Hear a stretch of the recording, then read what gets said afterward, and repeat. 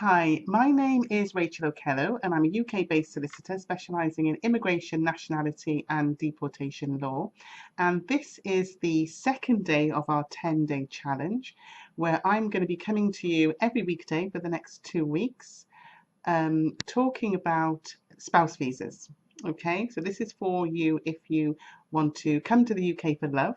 So you have a British citizen spouse or partner, civil partner, or someone who has indefinite leave to remain, or a Commonwealth soldier in the British Army, a EEA family member national. Okay, so this will apply to you and what I'm going to say.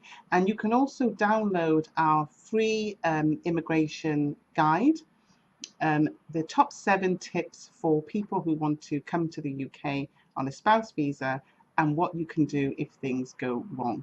Okay, so today I'm going to talk about suitability. Every day I'm going to talk about a different topic and I'm going to talk about suitability. And this is general information. If you wanted to get something more specific from us, then by all means you can book a free video link case assessment from our website, which is www.clarityvisas.co.uk. But I'm going to talk generally today about the suitability aspect of applying for a spouse visa to come to the UK. And this will apply to some people in a big way, and it won't apply to some people at all. But you do have to consider suitability, because the Home Office will be considering, or the entry clearance officer will be considering suitability when they consider whether they can allow you to enter the UK or to remain in the UK. And the 3 big topics I'm going to talk about within that is deception, immigration history, and criminality. Okay, so you are not allowed, it seems an obvious thing to say, but many people around the world don't understand just how serious it is to appear to be deceptive on an immigration application. And when I say appear to, what I mean is you are not allowed to do anything which misleads the Home Office in respect of a decision they are going to make about your entry to the UK or about you being allowed to stay in the UK.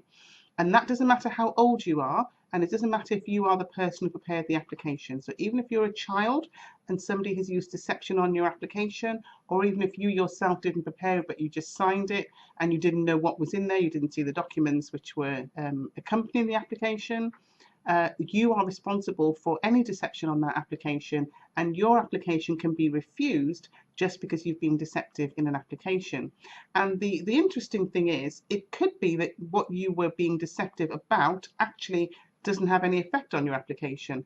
But under UK law, the basis of English law really is that you cannot deceive a government body, a court, or a statutory organisation, a statutory body. You can't be deceptive on an application, and much more so on an application for immigration purposes. For as far as the Home Office are concerned, when they assess your application, they will want to ensure that there's been no deception, no misrepresentation, and no falsehood, which includes using documents which are not true, which are fabricated. Okay, you cannot use documents which are fabricated. You cannot make up bank statements. You cannot make up wage slips. You must follow the process and procedure required on a spouse visa application, and the checks and balances which the UK visas put in place to ensure that the documents that they are handed during an application are verified and they are true.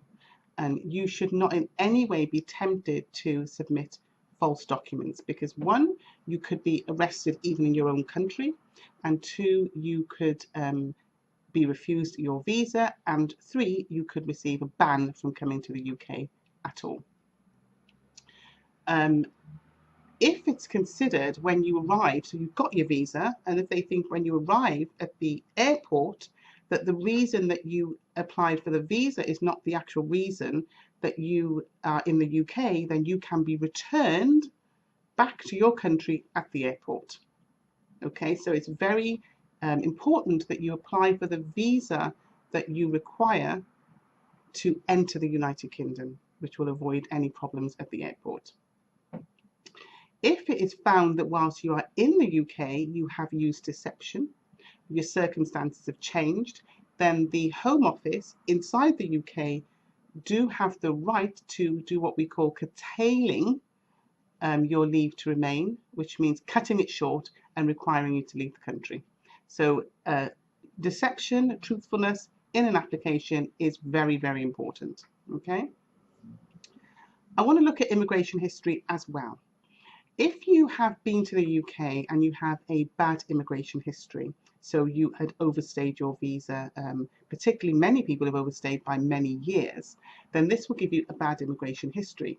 So if, for example, you're applying for a spouse visit visa, so you want to come and visit your spouse in the UK, or if you want to get a fiancé visa, a fiancé visit visa, or a fiancé visa where you're coming to settle, which has a limitation to that of 6 months, then it may affect you applying for that visa if you have a bad immigration history. And what a lot of people don't realise is it's actually easier, whereas people think it's easier to get a visit visa and say that you're going to leave soon, it's actually easier to apply to settle in the UK for many countries than it is to actually visit the UK.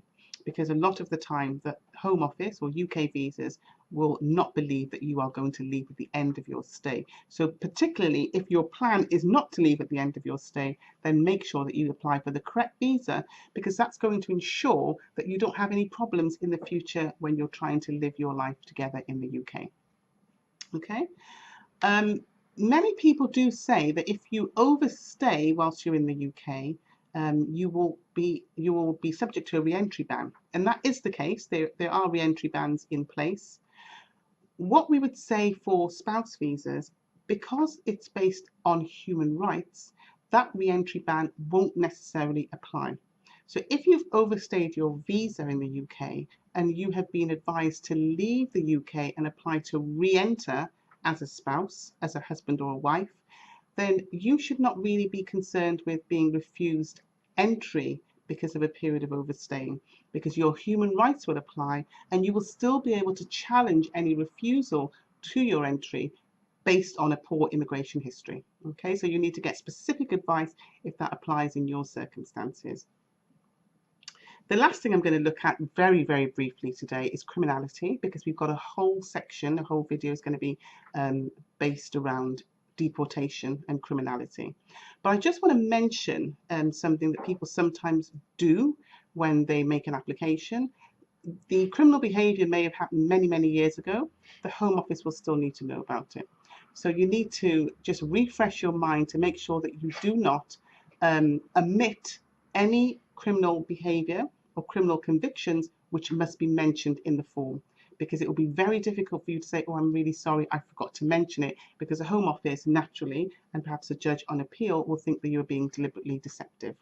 Okay, so you need as well to make sure that you assess whether your criminal conviction has reached its expiry date, if you like, so it's been spent, as we call it, before you make that application, whether you're in the UK or whether you're outside of the UK.